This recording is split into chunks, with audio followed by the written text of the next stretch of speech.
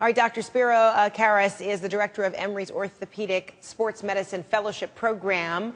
All right, good to see you. So, 2-hour surgery. He's up and moving, but it doesn't necessarily mean, that he's going to be Atlanta-bound with the team. Maybe in a support role. Well, let's talk about what he has gone through. You say this is actually a fairly common kind of break, but we're not used to seeing it on the basketball court. Maybe on the football field, maybe in a car accident, but not here, and that's why it hurts so much. That's true. So we're not familiar with seeing that typically in the basketball court. These injuries are typically associated with a high energy type of injury, car accidents, falls, of course being struck on a football field. So a little bit unique for a basketball court, but fairly common in the orthopedic community. Oh my goodness. So now the road ahead for him. We've seen the pictures of him looking very, I guess it's an encouraging sight after 2 hours of surgery. But what next? What kind of therapy is involved here?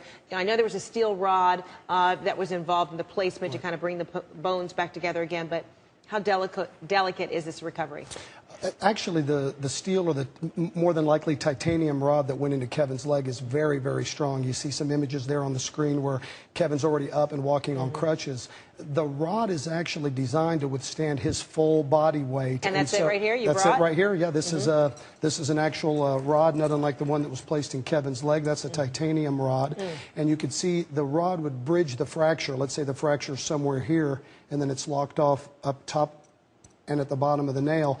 And the load that this nail could withstand is very, very strong. Kevin could actually be walking without crutches within a week or two. Oh, my goodness. But looking at the rod now, I'm just like feeling a little faint. Okay, so this rod is attached to the outside of the bone, and it will stay there. Right. It's actually, the rod actually drops inside the medullary canal. So, our bones are hollow. The rod is designed to stay inside and can actually stay there forever as long as it doesn't cause him any symptoms. And frequently, this hardware can stay in. And stays forever. And so, talk about his recovery. Will he, you say he can withstand a lot of weight, but then, as an athlete, running, pounding, etc., can he look toward being able to return to that kind of athleticism? In the short term, the open wound, this was an open fracture, so the kind of things we worry about in that situation is the soft tissue injury. The bone has now been securely fixed and it's in good position.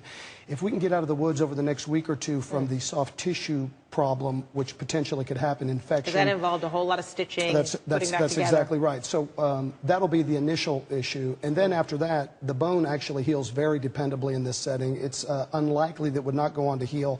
He could have full bone healing within 6 months, and his recovery will begin much sooner than that. So he could actually conceivably be back in a very athletic situation within 6 to 9 months. Oh my goodness. Well, that's very encouraging, I'm sure, for him to hear, and anyone else who was watching it, can just simply empathize with that kind of break and then his potential as an athlete.